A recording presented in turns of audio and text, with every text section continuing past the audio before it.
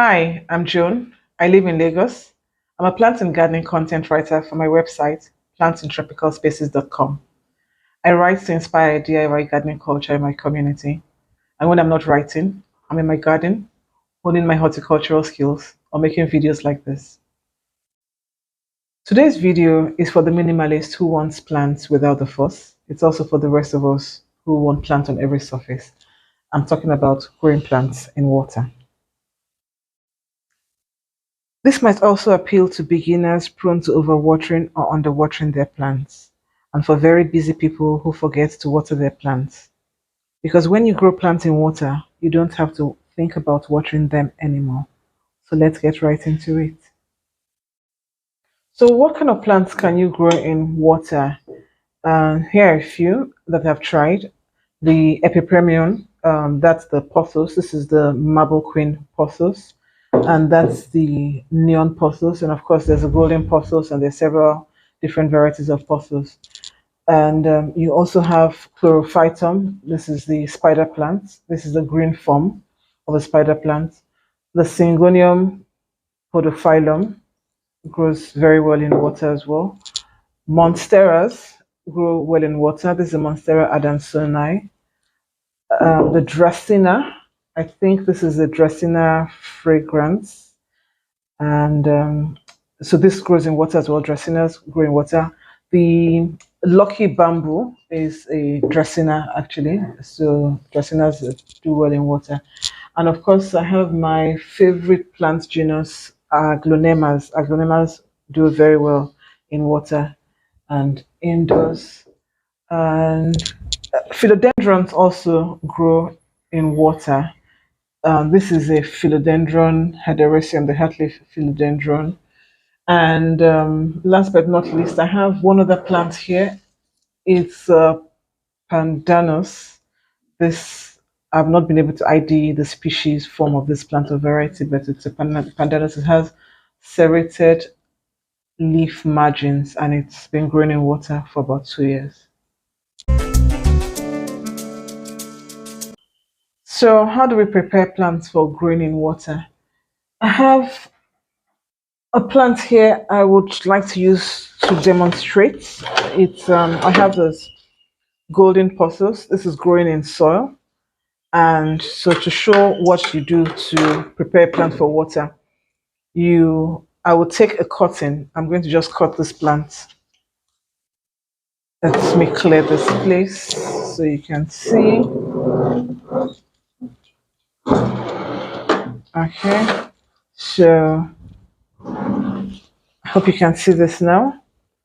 Right, so what you do is, so this is a vining plant. This is what's described as a vining plant, a plant that grows, doesn't have a steady stem. So it grows with a vine, what's described as a vine. And I would cut it between two nodes. A node is where you have what's called an aerial root, and this is a leaf, and an aerial root and a leaf. So some plants would have aerial roots and leaves on each node. Some may not have aerial roots, but they would have a leaf node. So I'll cut right here between two nodes. Okay, the reason I'm doing that is that when I cut this, which I've done, can start off a new vine. So it's actually going to grow out fuller at this point, and the plant will continue life. So let's focus on this. So I now have this vine with 5 leaves. And what I like to do when I'm growing plants like this is to ensure that I have a high root to leaf ratio. Let me explain. For this plant to survive, it has to be able to grow roots. Now, these are aerial roots. They're used for climbing, and but the plant needs to be able to produce roots that can absorb moisture from the water and nutrients from the water to be able to survive. So, to be able to support this length of leaves or this number of leaves on this vine, I have to remove some leaves. So I will remove two of the lower leaves. So I'll take this off and take this off so that the plant is no longer struggling to keep these extra leaves alive. It's going to now focus on keeping these leaves alive, the leaves alive, and then it will focus on growing roots from this node. So basically, all I need to do is just put this in water like this, and make sure the water level gets to covers up the nodes completely so that it starts to root. I explained to you what I've done with this plant. So let me show you that in setting now. This is a neon pothos which I had put in water long ago. So you can see the roots. So you can see a thick mass of roots. Okay. And note that these roots grew from just two nodes, one, two. This is a third node that started to grow roots, but essentially this, okay, let's just say three nodes have grown the roots that have kept this plant alive. I think I might have cut it when it was just this length from here to here, and then all these leaves have grown since it was dwelling in water. Okay, so that's how to prepare a plant for water. All right, so how long can we keep plants growing in water? I'll tell you how long I've kept some of the plants that I have on this table in water. Let's start with this. This Monstera adansonii. I've been growing this in water now since January this year, so it's 6 months. This I have been growing since 2021 in water. It's now 2 years. This has been growing in water for about 2 years as well. I think the one I have grown in water the longest is this philodendron. I don't know the particular species name. This just show you this philodendron. So this philodendron has been growing in water since February 2021. So that's clearly over 2 years, and it's been growing indoors. This is what the original leaf look like. These are bigger leaves. Okay, so let's talk about what we need to keep plants alive when they grow in water.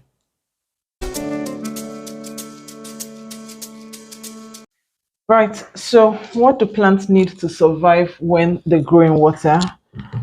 The first essential thing that plants need to survive anywhere is sunlight, because plants make their own food, trapping the sun's energy with their pigment called chlorophyll to make simple sugars which they store up in their bodies and use for other plant functions.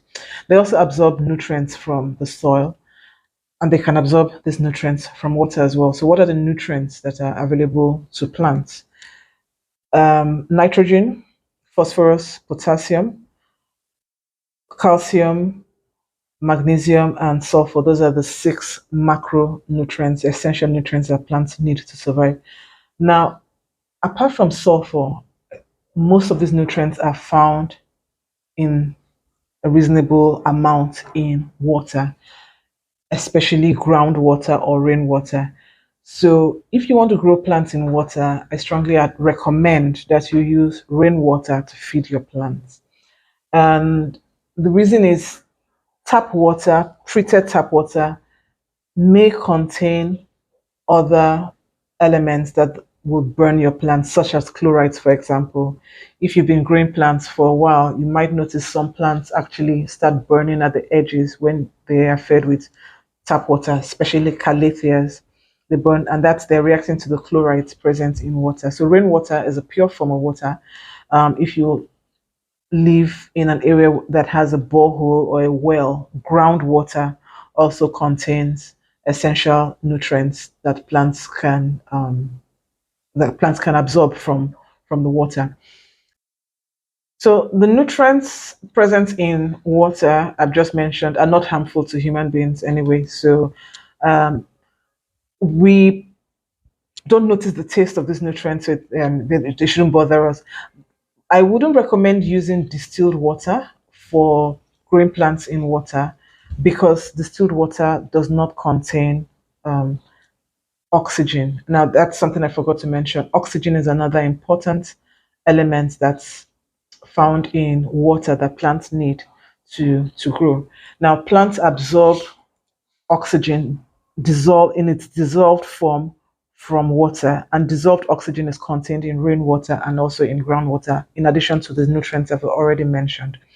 Now, for a plant to be able to successfully grow and live in water, it has to develop roots. I'll show you some roots, what the roots look like of plants growing in water. This will probably give you a good example of roots of plants growing in water. So this is a Syngonium podophyllum. You can see the massive roots. I think this has been growing in water for probably over a year. I just took part of a big plant and then put it in water.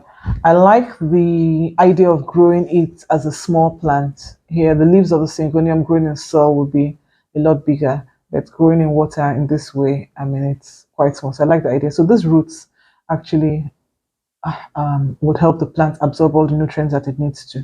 Now, if the plant is unable to grow roots in water, then it wouldn't survive in water.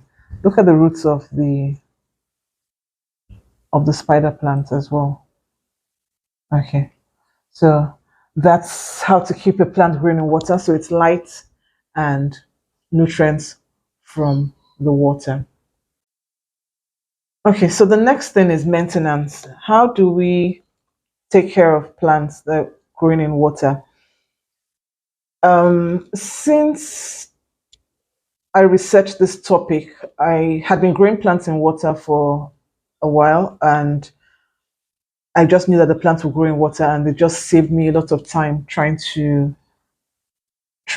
remembering to water the plants. But then when I was researching this topic for an article I was writing for my blog, I realized that the amount of dissolved oxygen will decline in the water. So, and the nutrients, of course. So it was necessary to change the water often. I honestly wasn't changing water quite often. I probably would leave the plant in the water for about a month. And I was able to do this because the plant wasn't complaining. So I had tried several plants. I think I had tried a dumpkin in water, and I noticed that um, it started to rot. So I tossed that, but I didn't have that problem with aglonemas and all these other plants I have here. So I continued with these ones. Now, if the plant was rotten, I would definitely know there was a problem. But since there was no problem with the plant, I left them in water. So, but then I realized that it was better to change the water frequently so that you just replenish the nutrients. So it's now the rainy season, so I don't have a problem getting rainwater. So I would change the water more frequently so that I replenish the nutrients. Now, another problem you might have if while growing plants in water is the problem of having algae. Now, this is a plant growing in water. This is growing outdoors actually. So, and the leaves, the roots are green. This is the presence of algae on the roots. Now, this doesn't look very nice to have indoors, and so you wouldn't want to have algae. Now, what can you do to prevent algae from growing in your plants? Use a dark vessel. And so algae is a microorganism, it's a plant on its own. It would grow and it needs light to be able to grow. So to prevent algae from growing, starve the roots of light. The plant needs light falling on the leaves, not on the roots. So it's essential that the leaves get light because this is where the chlorophyll is present. And so if the leaves are exposed to light and the roots are in a dark vessel, then your plants will grow without an algae problem. So that's one way to get your plants out of that problem.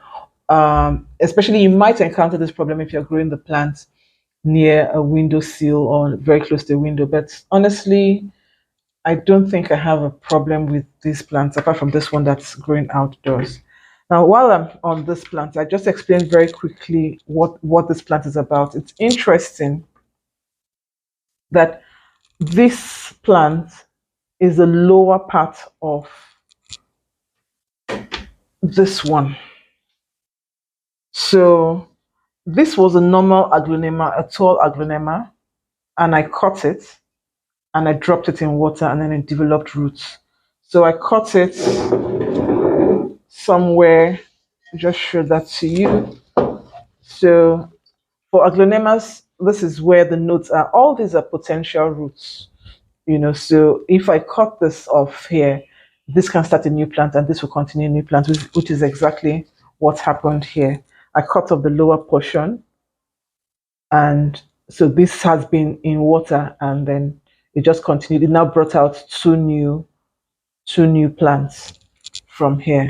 Now, okay, so you would have noticed something as well, that plants growing in water have smaller leaves. You may not recognize this aglaonema or may recognize it, but the original plant had much larger leaves. So whereas water contains some nutrients to keep the plant alive, it does not contain enough nutrients to keep the plant growing into a big tree. This is a good demonstration as well. This is the size of this leaf of this philodendron.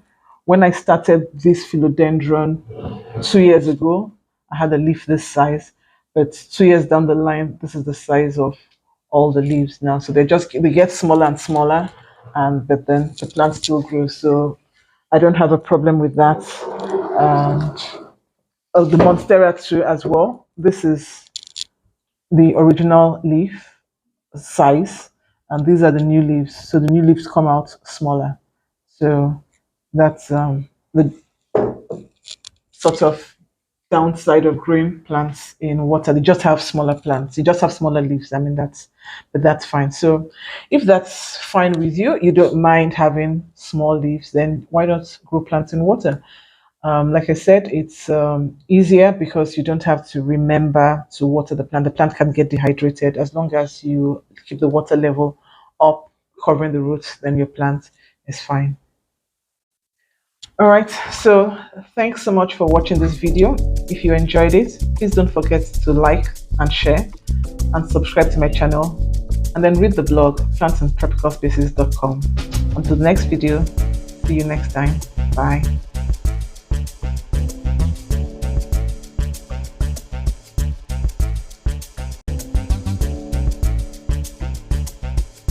Hi, I'm Joan.